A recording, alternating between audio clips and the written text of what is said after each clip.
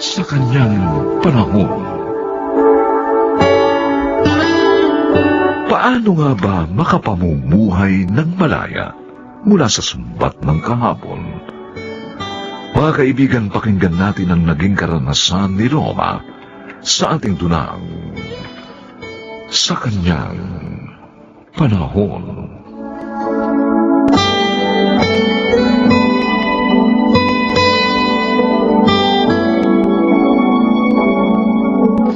Kung samahan na kaya kitang umuwi sa Santa Catalina. Kasi nag-aalala ako na mag-isa ka lang magmamaneho. Isa pa baka gabihin ka sa daan. Delikato. Napakalayo pa naman ang bayo nyo.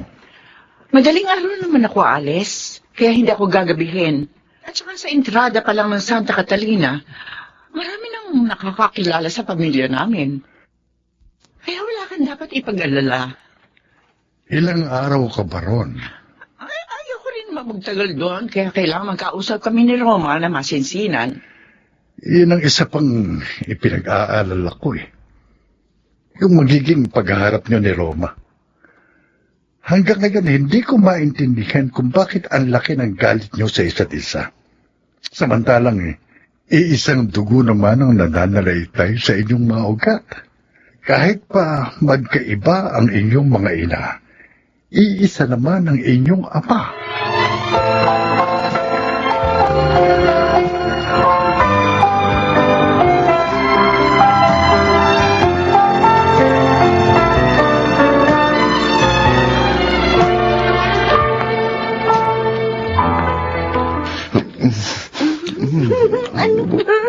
Kamalikot. Umayos ka nga.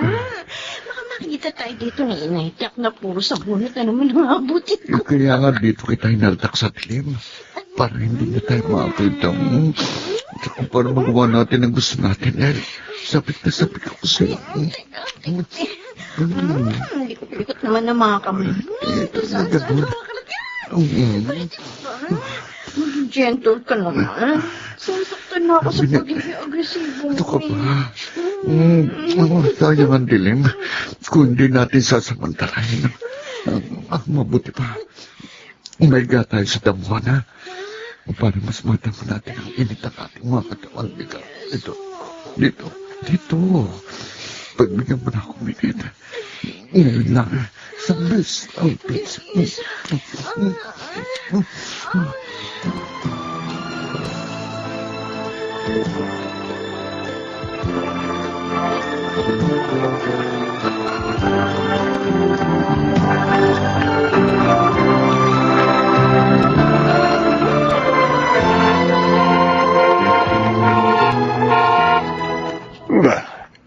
Kotse ni Feli yung dumating, Anong ginagawa dito ng babaeng yan? At anong dahilan para magpunta siya rito? Ano malay ko sa inyo? Kayo magkapatid, kaya dapat kayo nagkakaalaman sa mga bagay-bagay. Ay, malay ko ba ako nagkakausap kayong dalawa? Na tinawagan mo siya, tapos pinapunta mo dito para magkita kayo. Huwag mo nga akong pagbintangan ng kung ano-ano, Roma. Una, hindi ko alam ang numero ng telepono ni Feli. Saka wala na ba akong isip para gawin yun? Ay, maraming paraan para magkausap ang mga tao ngayon, Diego. Well, Lalo na yung mga dating magkarelasyon. bahala na nga kayo magkapatid kung paano kayo mag-uusap. Tutal pareho namang makikitid ang mga utak nyo. No? Eh di magsalpukan kayo. Aba, Kung gusto nyo, magpatayan na kayo. Para matahimik na rin ang buhay ko.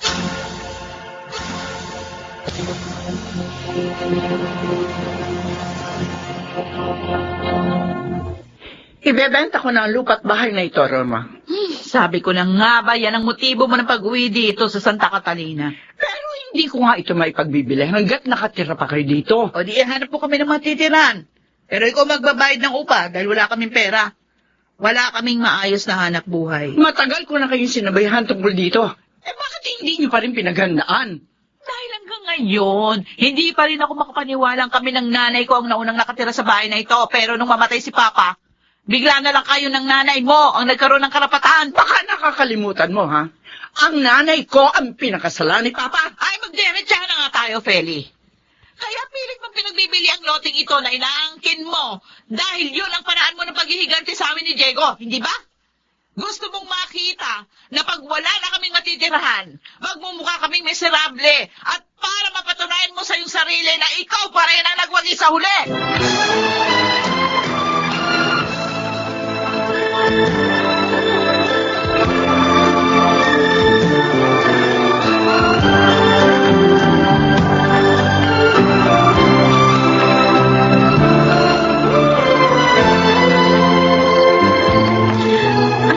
Akala ko ba mag-uusap lang tayo? Paano nga, sabik na ako sa'yo eh. Ilang araw tayong hindi nagkita. Hindi ko nga kasi matakasan si inay nitong huli. Lagi nakabantay sa mga kilos ko. Kaya nga, pag nagkikita tayo, sulitin na natin ang mga oras. Pero ayoko rin mabuntis, no? Siyempre, nag-aaral pa ako. Kaya lang naman ako nakikipag dito sa'yo. Nai-stress ako sa kadadakdak ni inay sa akin araw-araw. Kaya nga, huwag na natin sayamin ang mga oras. Samantalayin na natin ang gabi. Halika ka na. Teka lang naman sandali. Magdahan-dahan ka naman. Nasasaktan ako din.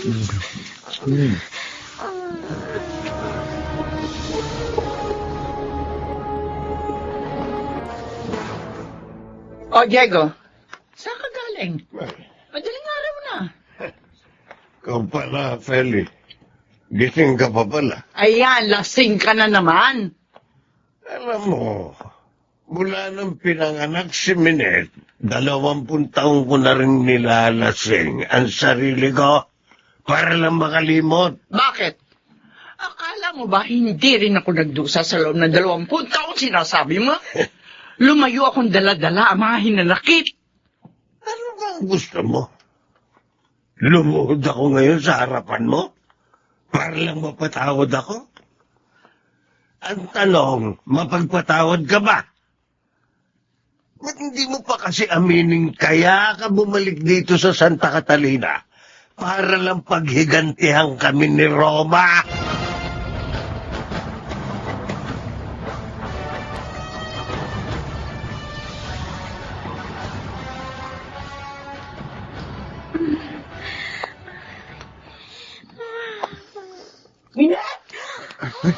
Sino yun? Ang ina, nakita tayo. Teka, Malapit na siya dito nasa sa mga atin. damit. Ang pantalo ko, eh, mga. Iabot mo, akin na. Kailangan mga tatong sa agad ako bago makalapit nitong nanay mo.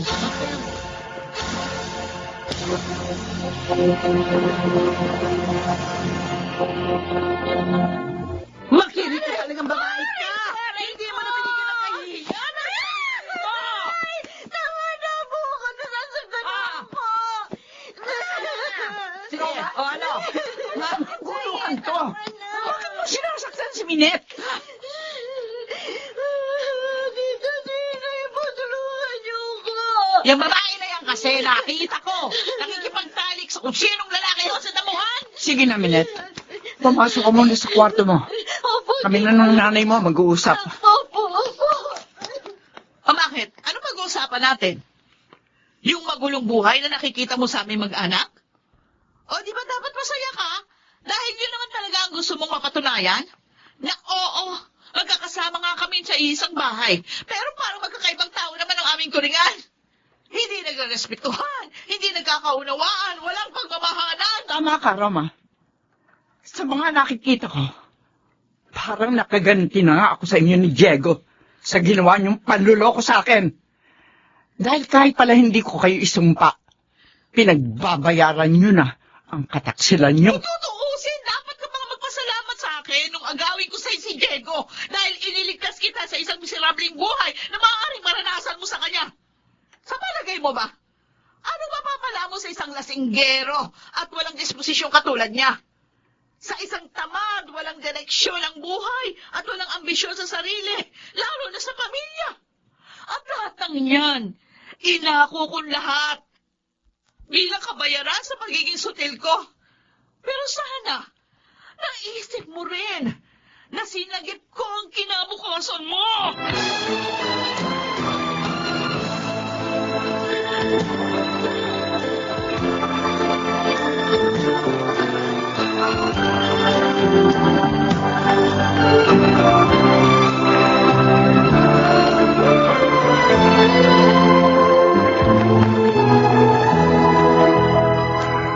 Manong.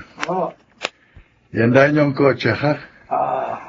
Susundan natin si Feli sa Santa Catalina. Nag-aalala na kasi ako eh. Hindi ko siya makontak. Baka nga kasi mahirap ang signal doon. Magdadalawang linggo na kasi siya roon. Sige po, sir. Opo, sir.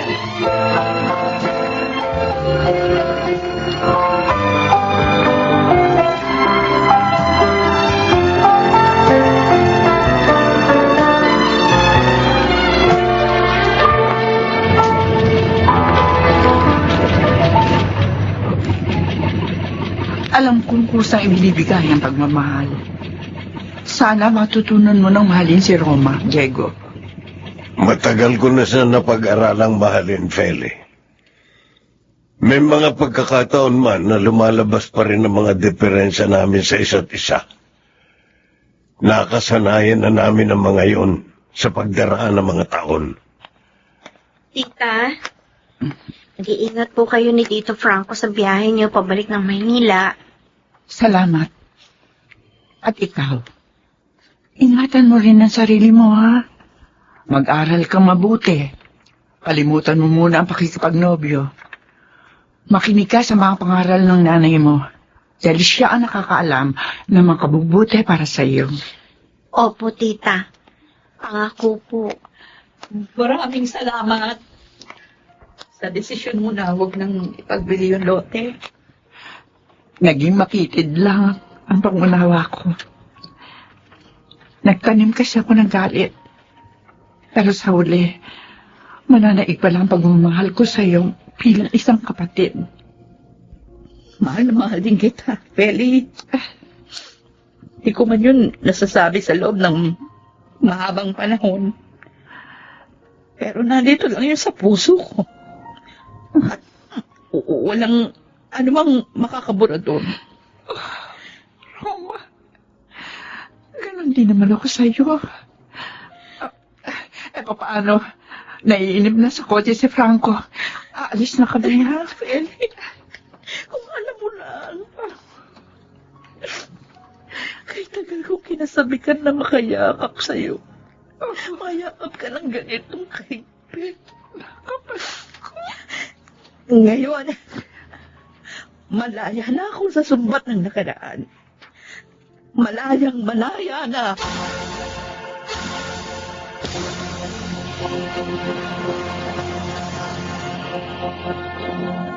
Sa kanyang panahon,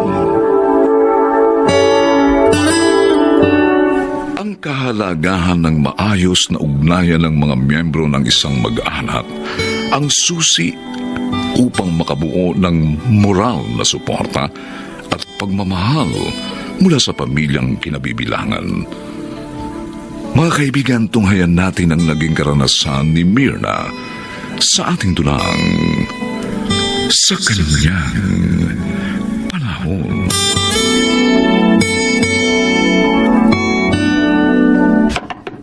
Hilda! Oh! Hilda! Ano ba? Buksan mo ka ako tong pinto! Isip! Ano mo? Ito na naman itong matandang to. Siguradong ma-high blood na naman ako. Ano ba? Diyan na! Maghintay kayo, pwede? Tagal mo buksan ang pinto. Naririnig mo naman akong tumatawag sa labas. Okay naman, sigaw na walang katuturan. Bakit kasi ayaw mo sundin yung sinasabi ko sa'yo? Pumunta ka sa kanto dahil nakakamada na yung mga karton doon. Dalhin mo sa bodega ni Mang Goryo. Ipakilo mo. Tapos kunin mo yung bayad. Magagandang klase ng karton yon, kaya mahal ang mga yon. Naku, inay! Dekada 80 pa yung sinasabi niyong bilihan ng kanto sa kanto. At si Manggoryo, dekada 90 naman, nung mamatay dahil sa diabetes. Ay, bakit ba naman kasi ayaw mo akong paniwalaan eh? Nagkukunwali lang kasi kayo nag-uunyanin. Pwede ba? Umalis-alis na nga kayo dito? O gusto niyo bang hilahin ko kayo palabas? Sige na, umalis na kayo! Pikot na ako sa mga kalokohan niyo! Iwan niyo na ako!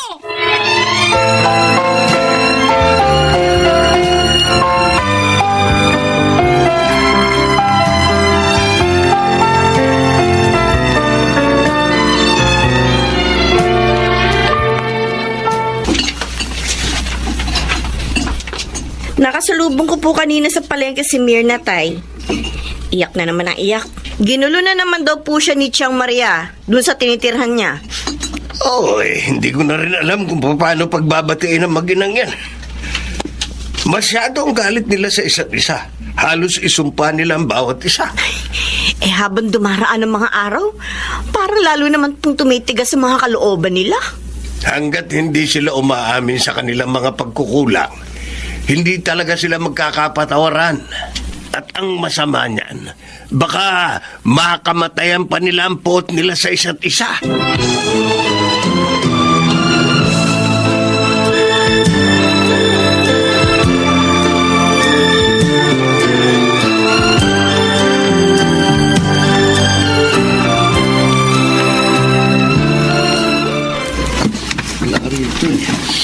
O ano, Kuya Ronald? Hindi mo pa rin nakikita yung titulo ng lupa na ito sa pangalan ni Itay? Ang nakita ko rito sa drawer, yung titulong nakapangalan sa namatay na tatay ni Ate Mirna. Akala ko ba sabi ni Inay bago namatay si Itay, nalipat na sa pangalan ni Itay ang loteng ito? Yun ang malaking problema natin ngayon. Nakako pa naman tayo kay Mang Frank na isusurrender natin sa kanyang titulo ng loting ito bilang kabayaran sa utang natin sa kanya sa video karera. Kasi, alam mo Kuya, wala namang problema eh. Kahit wala sa pangalan ni Itay ang titulo ng lupang ito. Ha? Basta ibayad na dito kay Mang Frank, tapos. Oo nga no. Tiyak, papatusin na ito ni Mang Frank. O tara, tara.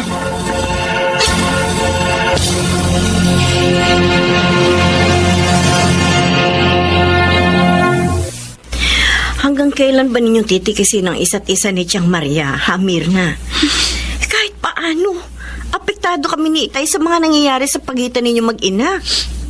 Hindi lang naman yung pagkukunwari niyang pag-uulyan ninyong kinamumuhian ko sa kanya, Nida. Pero maraming taon na ang lumipas. Matagal nang patay ang anak mo. Baka pwede mo nang ibigay sa kanya ang iyong kapatawaran. Hindi maburas sa isip ko yung nakaraan. Nung itinirik ng anak ko ang mga mata niya dahil sa taas ng lagnat, humingi ako ng tulong sa kanya, tinalikuran lang niya ako. Wala daw siyang pera. Samantalang nagkakamal siya ng pera ng panahon na yun dahil malakas ang negosyo niya sa pamimili ng mga karton sa kanto. Basta ako, ha? Ipagdarasal ko pa rin ang pagkakasundo ninyo mag-ina. Kung hindi niya kami tiniis ng anak ko nung oras na yun, sana hindi namatay ang anak ko sa aking mga bisig. Baka naitakbo ko pa siya sa ospital. Sana bakal ng mga panahon na yun ikasakasama ko at mabubuo kami ng pangarap ng aking anak. Nauunawaan naman kita sa parting yun, Mirna. Dama ko ang nararamdaman mo. Tsaka hindi niya dapat ginawang batayan yung pagiging dalagang ina ko. Para itakwil din niya ang aking anak. Dahil kung meron mang dapat na lumingap sa amin, nung mga sandaling yun, walang iba kundi siya. Dahil siya ang aking ina, dugo niya ako at laman.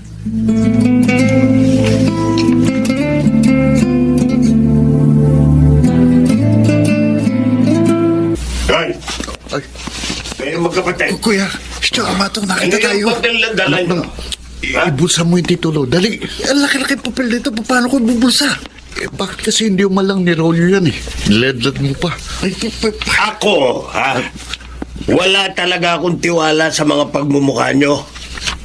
Basta nakita ko kayo, tiyak may kabulastogan na naman kayong gagawin. Akin na yung papel na itinatago mo sa likuran mo, Jer.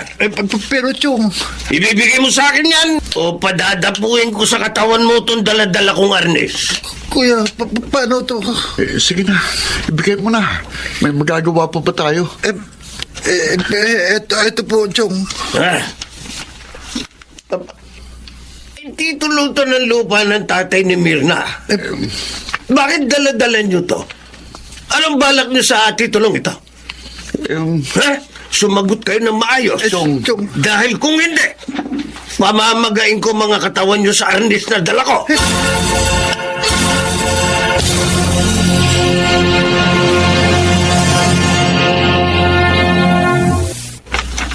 Kung kailan lang yung pensyon na nasa ATM ng Tiang Maria mo ang isinanla ng mga mokong na yon. Ngayon naman, itong titulo ng lupang tinitira nila ang itatapal sa malaking utang nila kay Frank sa video karera. Ay, buti na lang naharang ko. Nabawi ko sa kanila at ng titulo. Naku, Tay, talagang hindi titigil sa kabulastugan ng magkapatid na yon. Lalo na, lulong na sila sa kasusugal. Kaya maghahanap ng paraan ng mga yon kung paano magkakapera. Kaya totoo yung sinasabi ni Mirna na nang mag-asawa sa ikalawang pagkakataon ng Tiyang Maria mo, nagsilang lang ang nanay niya ng mga taong puro kabusitan lang ang ihahasik sa mundo.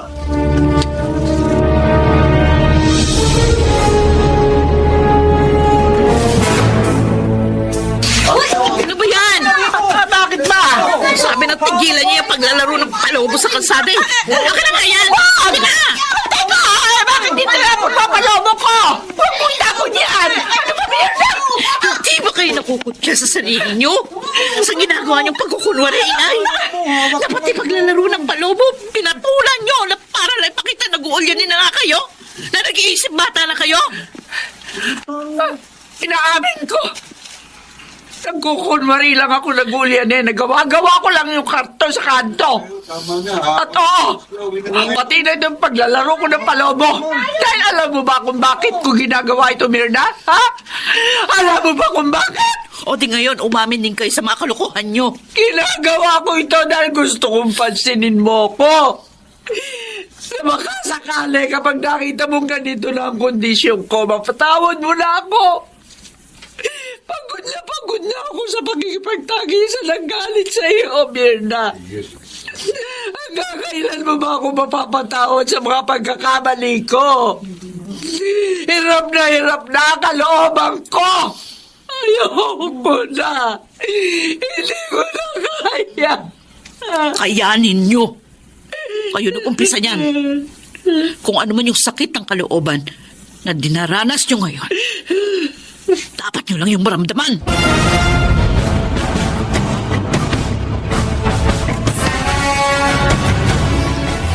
Ano kuya? Magmamasta na lang ba natin sa ganyang kalagayan si inay? May magagawa rin ba ako kung ayaw niyang kumain? Ayaw rin niyang padala sa ospital dahil ayaw na rin daw niyang mabuhay. Panayang banggit siya sa pangalan ni Ate Mirna. Sunduin mo kaya, kuya? Hindi sasama sa akin yun. Alam mo namang sukang-suka rin sa ating dalawa yun eh.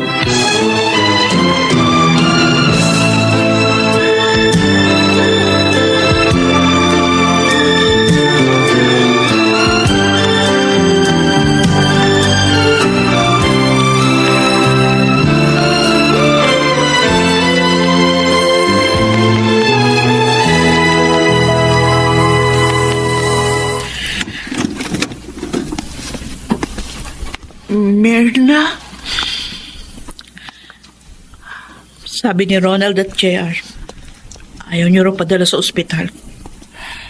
Gusto ko nang mamatay. Wala na rin naman dahilan para mabuhay ako. Bakit ako? Hindi ba ako isa sa maraming dahilan? Para asamin niyo pa ang isang mas mahabang buhay, Nay. Anak, Mirna, totoo ba yung narinig ko? Ang akala ko, ang hindi ko pagpapatawad ang magbibigay ng hustisya sa mga sakit na naramdaman ko sa mga nangyari sa pagitan nating dalawa. Pero habang nagkikimkim ako ng galit sa inyo sa matagal na panahon, para namang nilalaso ng aking buong pagtao na kung mayroon mang naging unang biktima ng hindi ko pagpapatawad, ako pala yun. Alam ko. Masyado rin kitang nasaktan. Kaya hinihingi ko rin ang kapatawaran mo, anak. Batid ng Diyos kung gaano ko palaging inaasam na mayakap ka. Kaya nung bata ka pa, lahat ng masasayang sandali sa pagitan natin dalawa. Kung alam mo lang, sabik na sabik din ako na mayakap ka, inay. Buong buhay ko, wala akong inasam, kundi ang kalinga at pagmamahal mo. Mahal na mahal kita, inay. Mahal na mahal. Kaya hindi ko kakayanin kung muli pang magkakalayo ang ating mga kalooban.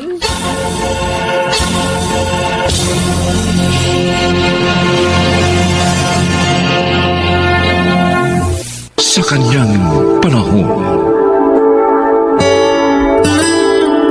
Bakit nga ba may mga kabataang waring hindi matuto? Ilang ulit nang nadapa, wala pa ring ingat.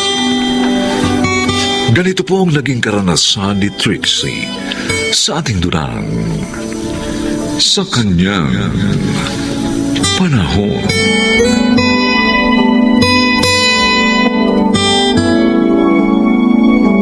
Oy, Trixie! Pumapasok ka na pala uli? Oo, Cindy. Ang saya ko nga eh. Dahil narito na uli ako sa university. Ang hirap ko yung munok at mag-alaga ng bata. Eh, sino nag-aalaga ngayon sa mga anak mo? Lalo na doon sa baby. Si Inay. Ay, naku, Cindy. Para talaga ako nakakawala sa hawla.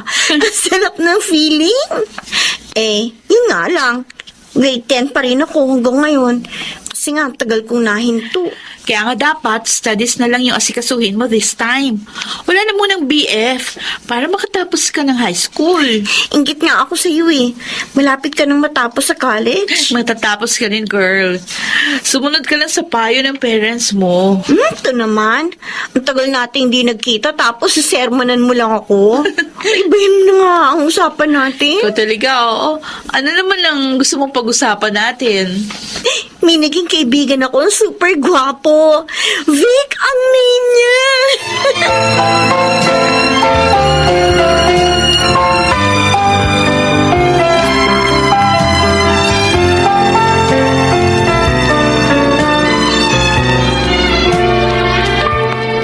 May handaan sa inyo bukas? Ay, oo, paring Rufo. Kaya magpunta kayo ng pamilya mo, ha? Anong okasyon? Hindi mo pa naman berde, ah. Uy, taong ire naman, oh. Bukas na graduation sa college ni Cindy namin. Ay, oo nga pa. Graduation na ni Cindy nyo. Tama. Nakakalimutan ko. Buti pa kayo ni Tinding. Nakatapos na ang bunso nyo, samantalang si Trixie namin hindi pa rin. Uy, bakit? Nag-aaral na naman siya ngayon uli, di ba? Oo, pero mukhang hindi pa rin seryoso. Ha? Para bang hindi pa rin nadadala sa 2 ulit ng pagkabigo sa pag-ibig.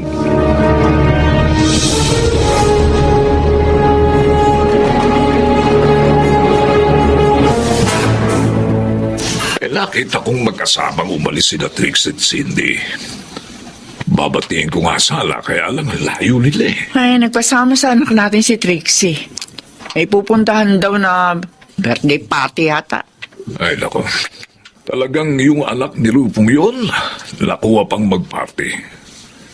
Malamang na iniwan na naman niya sa mga magulang niya, kanyang mga anak. Alam mo, Lucas, hindi ko talaga gustong ugali nitong si Trixie.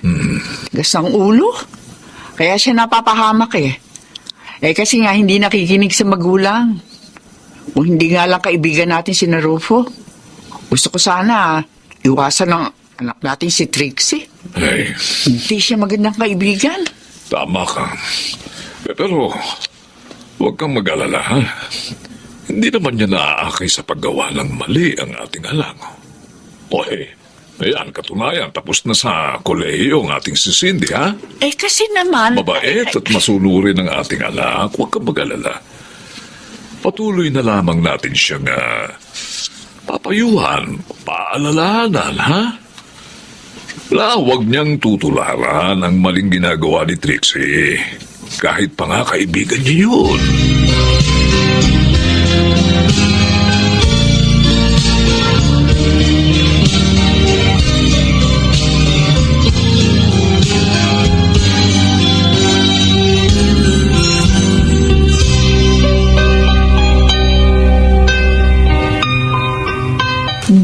kayo sa mall ni Vic? Oo, nagpasama ako sa kanya na bumili nitong damit na dala ko. Ay, alam mo, girl, pinamerienda niya ako. Tuwang-tuwa ka, ha? Siyempre naman. Alam mo naman crush na crush ko siya, hindi ba? Trixie, parang kaibigan lang, ha? Huwag kang masyadong mahulog ang loob mo sa lalaking yun. Ito naman? Bakit? Mabait naman siya. Feeling ko nga, malapit na siya magtapat sa akin. Kasi baka mamaya, matulad ka rin doon sa dalawang pinagkatiwalaan mo. Baka lokohin ka. At sasaktan ka lang din ng Vic na yun.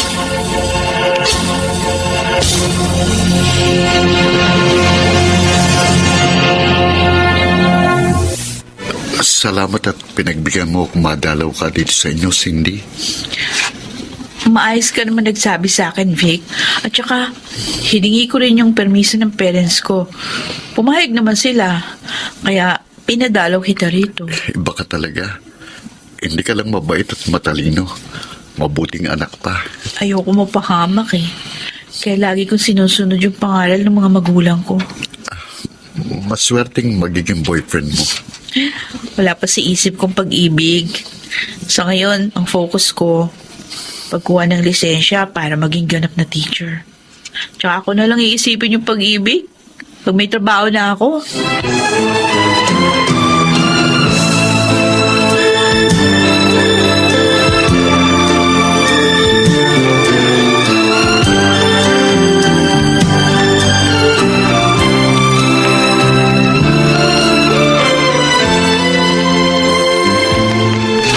Sandali nga, Cindy. Ay, Trixie, ikaw pala.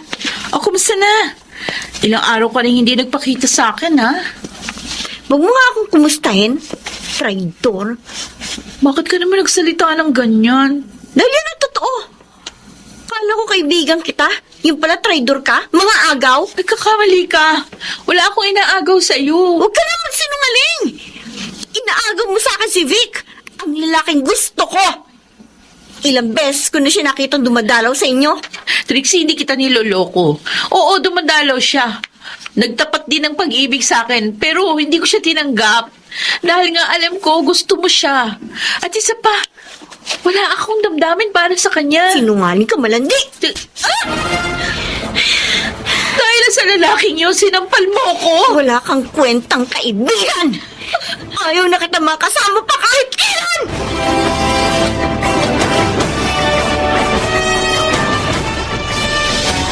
Hindi mo dapat ginawa yun kay Cindy, Trixie. Sinaktan mo siya. Hiniya pa sa mga tao. Anong klase kang kaibigan? Kasalanan niya.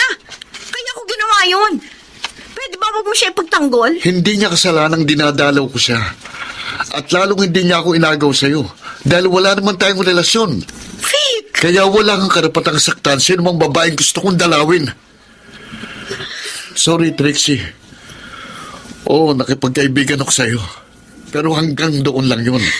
At ginawa ko yun para mapalapit din kay Cindy. Ano? Gusto kong tulungan mo ako sa kanya. Dahil siyang mahal ko. Sama mo. Pinaasa mo lang pala ako. Hindi kita pinaasa. Wala akong ginawa o binitiwang pangako sa'yo para umasa ka. Isa pa, Trixie. Ang gusto kong maging girlfriend ay yung dalaga. Hindi yung may dalawang anak na.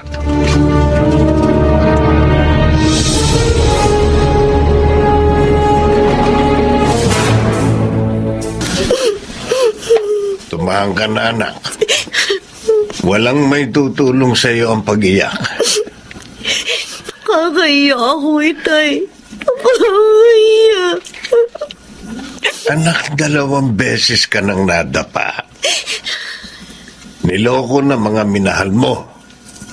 Ngayon naman, nagmahal ka at nasaktan sa hindi ka naman gusto. Hindi kaya may nais ipahiwatig sa iyo mga pangyayaring yun, anak? Itay. Hindi kaya dapat kalimutan mo muna ang tungkol sa pag-ibig. Ituon mo ang pansin mo sa kinabukasan ninyo ng iyong mga anak. Napapabayaan mo na sila eh. Wala kang ginagawa para paghandaan ang kanilang kinabukasan. Tawarin niyo ako, Itay. Nagbuhay dalaga na naman ako. Kaya eto, nasaktan na naman ako. May pagkakataong ka pa, anak. Bumangon ka muli. Aalalayan ka namin ng iyong inay.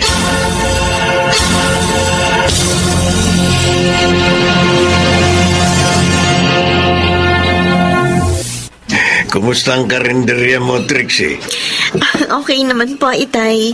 Nakakatuwa nga po eh. Dahil mula po ng payagan ninyo akong buksan ito, malakas pa rin po ang kita ko hanggang ngayon. Mabuti naman. Salamat po sa inyo ni Inay ha, sa mga pagkakataong ibinigay niyo sa akin. Ngayon, unti-unti na ako nakakabangon at nakakaipon. Nababantayan ko pa po mga anak ko. Ang kabutihan mo ang hangad namin, Trixie. Lalo na ngayon may mga anak ka na. Kaya sana, huwag ka nang magsayang pa ng panahon. Pangako po, Itay. Hindi ko na po ulitin pa ang mga naging pagkakamali ko. Ay, siya nga pala. Nakapasa na sa licensure exams for teachers si Cindy. Balita ko'y magtuturo na rin siya sa Manila. Ang galing niya talaga. Naabot na niya ang pangarap niya. Bakit hindi mo siya puntahan? Humingi ka ng tawad sa mga sinabi at ginawa mo sa kanya. At buuin niyong muli ang inyong pagiging magkaibigan. Nahihiya po ako eh. Sobra ko po nasaktan ng kaibigan ko. Baka hindi niya po ako patawarin. Anak, patawarin ka man niya o hindi, ang mahalaga, na ipadama mo sa kanya ang iyong pagsisisi at pagbabago.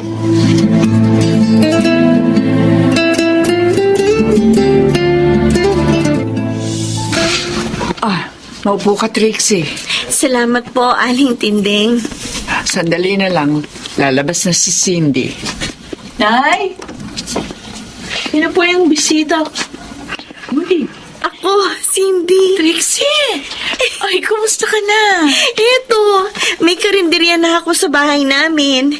Yun ang pinagkakakitaan ko ngayon. Ay, Ikaw, balita ko, isa ka ng ganap na teacher. awa ng Diyos. Bukas nga ang alis ko papuntang Maynila. Doon ako magsisimulang magturo. Congratulations, ha? Ibig bang sabihin niya, hindi ka nagalit sa akin? Oo, pasensya ka na sa akin, ha? Naging makitid ang isip ko. Patawarin mo sana ako sa lahat ng mga ginawa at masasakit na sinabi ko sa'yo. Kalimutan na natin yun. Ang importante, magkaibigan na uli tayo. Salamat sa pangunawa. Ay, siya nga pala. Sana sa isang buwan, sa birthday ng bunso ko, narito ka. Ah, sure. Oo, darating ako. Pinaghahandaan mo na. Oo, wala mang ama-ama anak ko. Sisikapin ko naman maging isang ulirang ina sa kanila.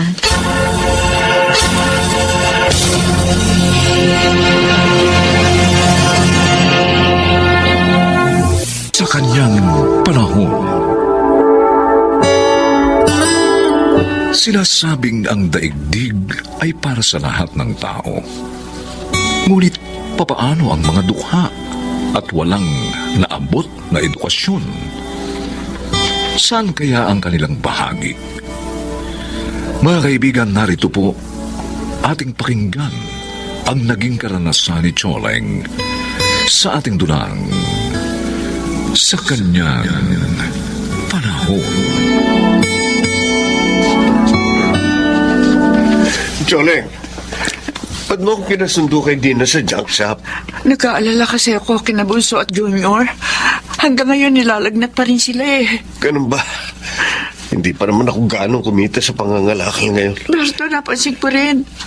Marami silang pandal sa balat. Ano? Bakit ganun? Hindi ko alam. Kaya gusto ko sana dali natin sila sa ospital para malaman natin na talagang sakit ang mga anak natin. O sige. Bihisan mo sila. Dadalhin natin sila sa ospital. Bahala na.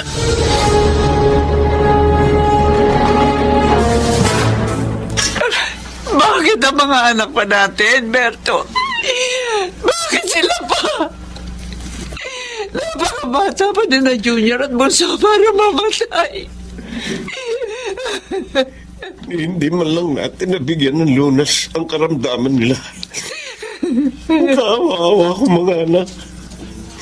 Besto, Choleng, nakikiramay ako. Napakasakit po, sir. Bata pa ho ang mga anak namin para mamatay. Hindi man lang namin nalabanan ang dengue ng tumapo sa kanila. Ibayan niyo sana ang loob niyo. Maaring hanggang dito na lang talaga ang buhay ng dalawa niyong mga anak. Sir Roger, kahit lima mga anak namin at kahit hirap kami, ayaw namin mayroong mawala sa kanila kahit isa. Pero may nawala pa rin. May dahilan ang lahat ng bagay. At tanging Diyos lamang ang nakakaalam nun. Sir, Sana, kahit ganitong nangyari sa dalawa niyong anak, huwag pa rin kayong mawawala ng pag-asa sa magagawa niya.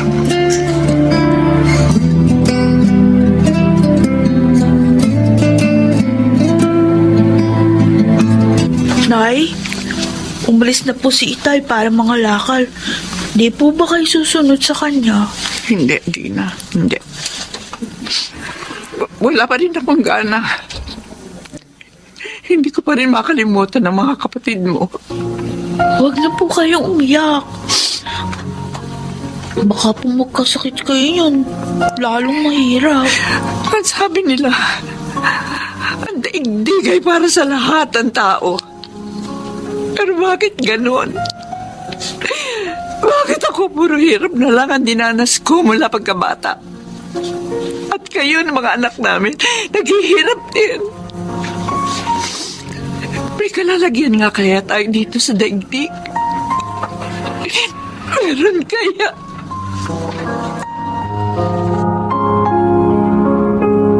Angel, kumusta? Okay naman ako, Wilson. Ikaw, kumusta ang TV program mo? Well, it's doing good, Uncle. At kaya po ako narito para magpatulong sa inyo na makakuha ng my interview for the program. Interview lang? Ang programa niyo lang ang makikinabang nun. Of course not, Uncle. Bibigyan po namin sila ng tulong, lalo na kung karapat-dapat silang tulungan.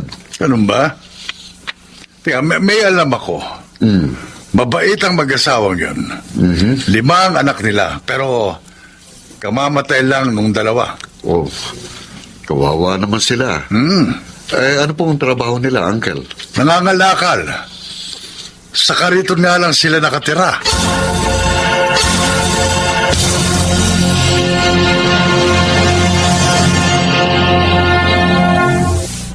Pareho po kami ng asawa ko na maaga na iwan ng mga magulang.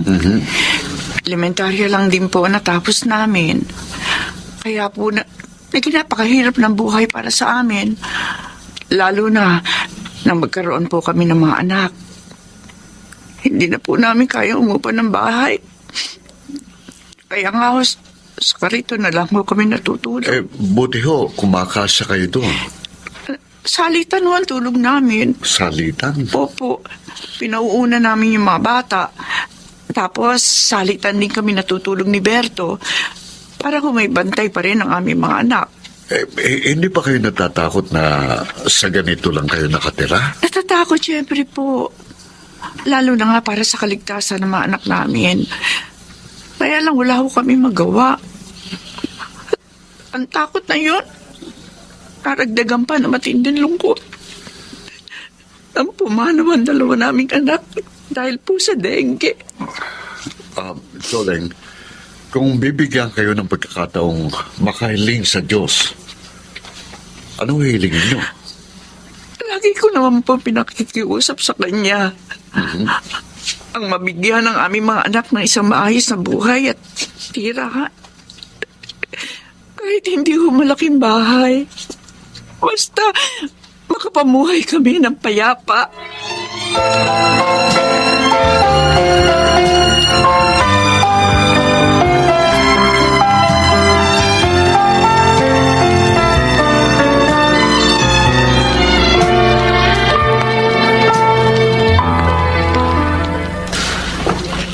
Ate, tapos ka na ba gumawa ng assignment mo?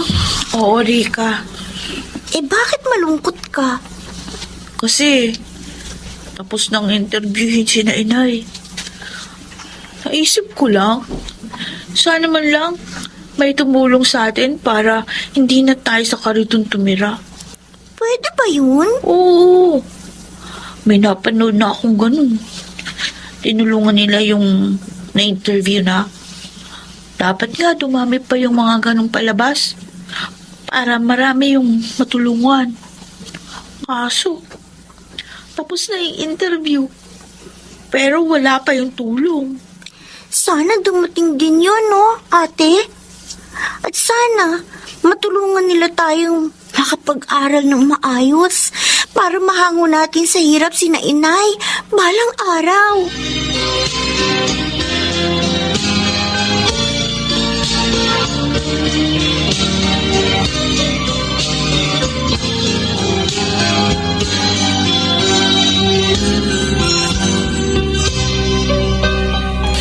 Sir Wilson, napasyalo uli kayo? Oo, Choling.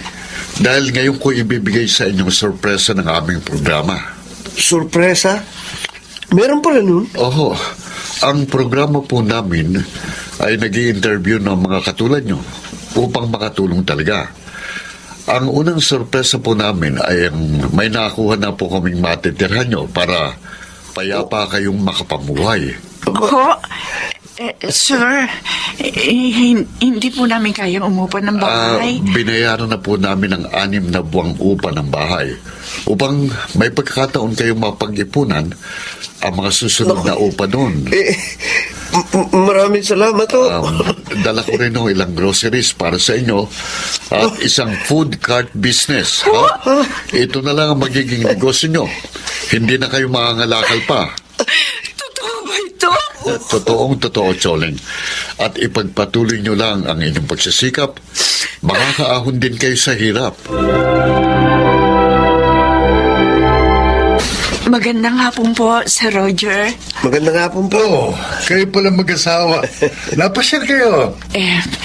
Gusto po namin magpasalamat sa inyo, Sir, sa pagre-recommenda niyo po sa amin sa inyong pamangkin. Malaking tulong po ang ginawa nila sa amin. Nakita kong karapat dapat kayong tulungan. At nagkataon namang naghahanap sila ng matutulungan. Kaya kayo ang sinabi ko sa kanilang programa. Salamat po, sir. Napakabait po niyo talaga.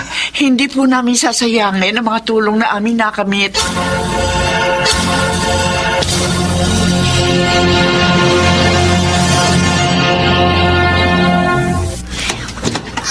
Wow! Ang ganda po ng bahay natin, Nay. Hindi na tayo mababasa ng ulan dito. At saka makakatulog na rin tayo ng mahimig at sabay-sabay. Oo nga. Kasi kasya na tayong lahat dito. Hindi katulad sa kariton na naging tirahan natin. At ang maganda pa, hindi na kami mangangalakal ng nanay niyo dahil binigyan kami ng food cart business ni Sir Wilson. At palalaguin namin to, mga anak, para mabuhay tayong lahat na maayos. Ay, opo. Tutulong po kami ni Rika sa pagtitinda, Nay. Opo, Nay. Umaga lang naman ang pasok namin ni Ate Dina eh. Para po mas mabilis tayong umasenso.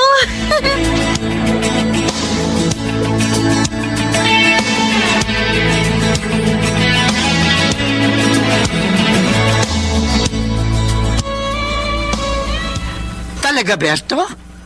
Magbubukas na ang pangalawa nating snack house? Oo, sabi Choling. May nakuha na akong mga tatao doon na makakasama ko. Nakakatuwa naman. May branch na ang business natin pagkalipas ang 8 taon. Oo nga.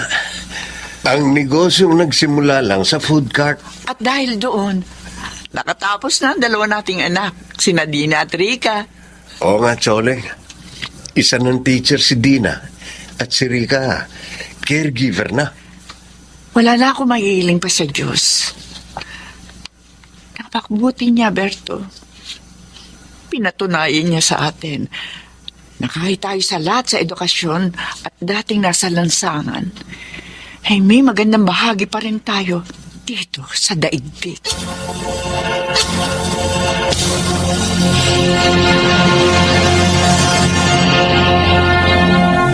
Sa kanyang panahon. Sa buhay may asawa, dumarating din ang mga pangyayaring hindi inaasahan. May mga pangyayaring nakagagalit. Ngunit dapat bang masira ang kanilang sinumpaan dahil dito? Mga kaibigan, pakinggan natin ang naging karanasan ni Jomel sa ating dunang sa kanyang panahon. 100,000 piso ang laman ng sobrang yan, anak. Yan ang kulang sa bayad ng kumpare ko sa binili niyang kotse mo. Buti ho, nagbayad na sila. Salamat po, tay.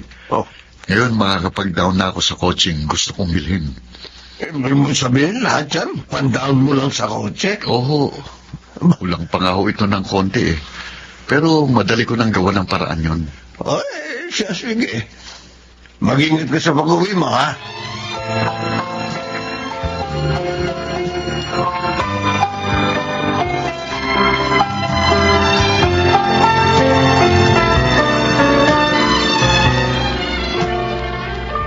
Jomel, handa na nga po na. Halika na. Kumain na tayo. Alis ka bukas, di ba? Oo, pupuntahan ko si inay. Dadalawin ko. Bakit? Ikaw na nga magulog sa bangko ng pera nito. Uy, nakalagay pa sa sobre. Ang kapal nito, ha? 100,000 yan. Ha? Kabuo ang bayad sa kotse ko na binili ng kumpare ni Itay. Akala ko ba ipang down mo ito sa bibilin mong kotse? Nabili na ng iba. Kaya nga, natismaya ako eh. Ganun ba? Ay, sige. Sasama ko nilang ito sa ipon natin. O, di pa paano yan? Magkukommute ka na. Wala ka na biling kotse. Ano pa nga ba? Hindi bale, siguro next month makakabili na rin ako.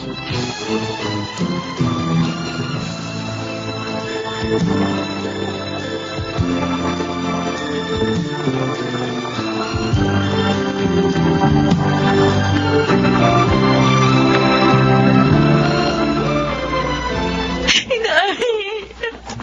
Lola? Umiiyak lang ganyan. May nangyari ba sa manugang ko o sa apo ko? Wala po. Hoy, bakit ka nga umiiyak ng ganyan? Dalaslas yung bag ko. Nadukutan ako. Ano? Paano nangyari yon? Nakatulog ka ba sa sasakyan? Medyo kasi sumakit yung ulo ko. Kaya napaidlip ako. Oh. Ayun, nagulat na lang ako pagbaba ko ng bus. Last na itong bag ko. Ano nakuha sa'yo? Cellphone mo? Isa na nga ako cellphone lang. Eh kaso hindi yun ang kinuha. Ano nga nakuha? Yung dala ko pong sobre. Sobre lang naman pala May lamang 100,000 yun. Anak! Ko naman, anak. Ang laking halaga nun. Uy, bakit naman nagdala ka ng ganong kalaking halaga? Pinuhulog po yun ni Jomel sa bangko. Ay, naku po, Diyos ko. Hindi ko alam ngayon. Paano ko sasabihin ito sa asawa ko?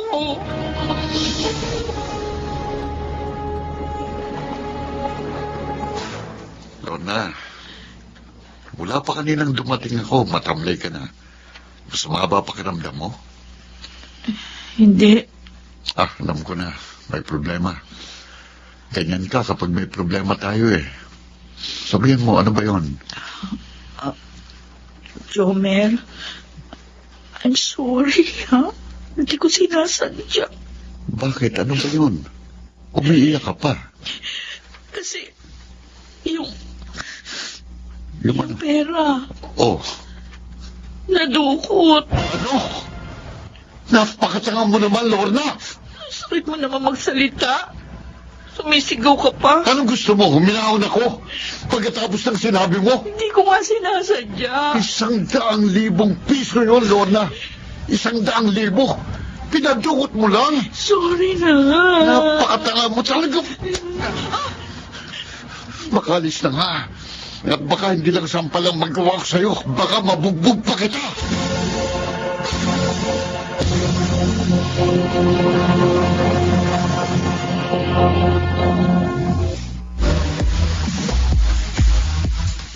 Naku.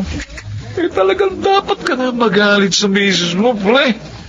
Naku, ang laking halaga, iwilala niya. Naku, hindi madaling kumita ng pera. Kaya, tinawagan kita, pere. Ayaw umuwi. Bisit na bisit ako sa kanya. Aba, oo. Gusto ko siyang bubugin eh. Alam mo, yan ang hirap sa mga babae.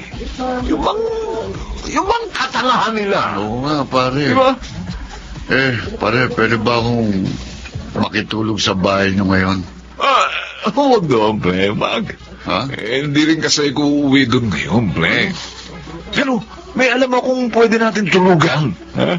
Magiging masaya na pa, pre. Makakalimutan mo ang nangyari sa'yo. Ha?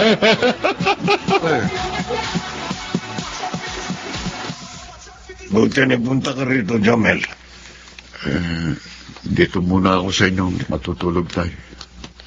Ano ba itong ginagawa mo? Tumawag si Lorna. 3 araw ka na raw hindi umuwi sa inyo. Hindi mo rin sinasagot ang mga text sa tawag niya. Galit na galit pa rin ako sa kanya. Dahil sa ginawa niya sa pera ko. Naalaman ko na rin lang tungkol doon. Sinabi niya. Nakakagalit nga yun.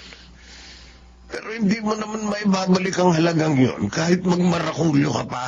Kalimutan mo na yon at tanggapin mo na bahagi ng buhay may asawa ang mga ganong pangyayari. Mahirap pong kumita ng pera, tay. Naku. Kaya sisirain mo ang pagsasama niyo.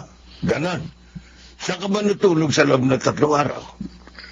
Sinamahan po ako ni Nestor na magpalipas ng sama ng loob. Si Nestor? Naku naman, anak. Sana naman huwag kang magpasulsol sa taong yun. Alam mo naman ang ugali niya, di ba? Kaya nagkahiwalay sila mag-asawa eh.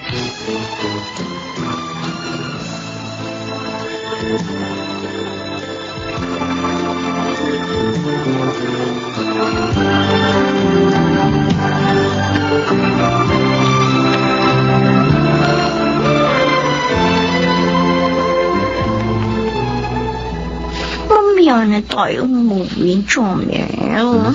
Gusto ko pa dito sa park. Pagod kasi ko, Trixie. Ganon? Hatid mo na lang tayo sa motel. Ha? Para makapag-relax tayo. Ikaw talaga, napakapilya mo. Hindi kapilyan yun. Gusto lang kitang paligayahin. Ang sweet nyo naman. Lorna, Sino ba yung pangit na babaeng yan? Ako ang asawa ng lalaking nililingkis mo. teka, Ha? Lorna, huwag kang mag-skandalo dito. Nakakaya sa mga tao. Huwag ka mag-alala. Hindi ko gagawin yon.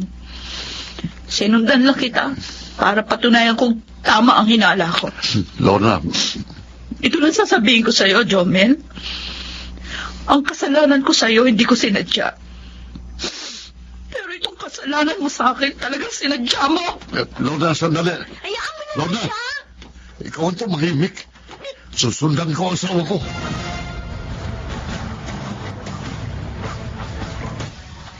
Pagdating ko po sa bahay, tay, wala nang mag-ina ko. Nag-ansabalutan pala manugang ko. Bakit naman kasi pinagtaksilan mo ang iyong asawa? Huwag mo sabihin hindi mo sinasadya yun. Hindi ako maniniwala. Tay, gusto ko lang naman akong magpalipas ng sama ng loob. Anak, pagganti ang ginawa mo. Sinadya mo siyang saktan. O paano ngayon? Kung tuloy ang mawasak ang inyong tahanan, gusto mo ba yun? Ayoko. Mahal kong mag-ina ko. Sana, bago mo ginawa yon, tinanong mo muna ang sarili mo kung may katapat bang presyo ang pag-ibig mo sa iyong asawa. At kung meron, 100,000 piso lang ba yon? Baka sakaling hindi ka nahulog sa pagkakasala.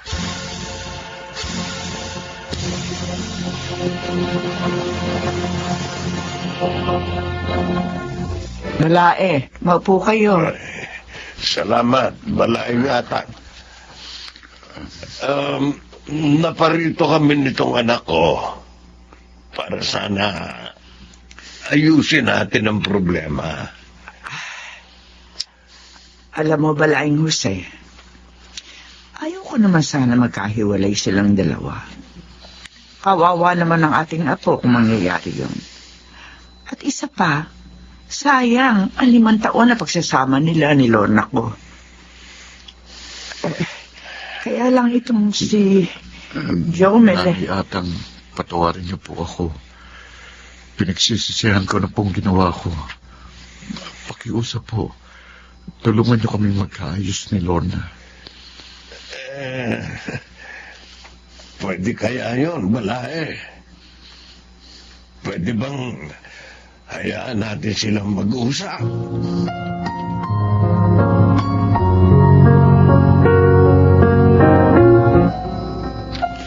Bakit ka pa na parito?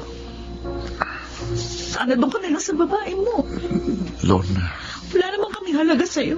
hindi totoo yan. Mahal ko kayo ng anak natin.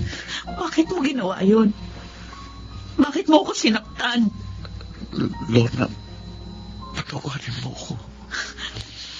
Dahil lang sa 100,000 piso. Dinungisan mo ang sumpaan natin. I'm sorry. Bigyan mo pa sana ako ng pagkakataon. Ipinapangako ko sa'yo. Hindi na mauulit ang pagtataksil ko.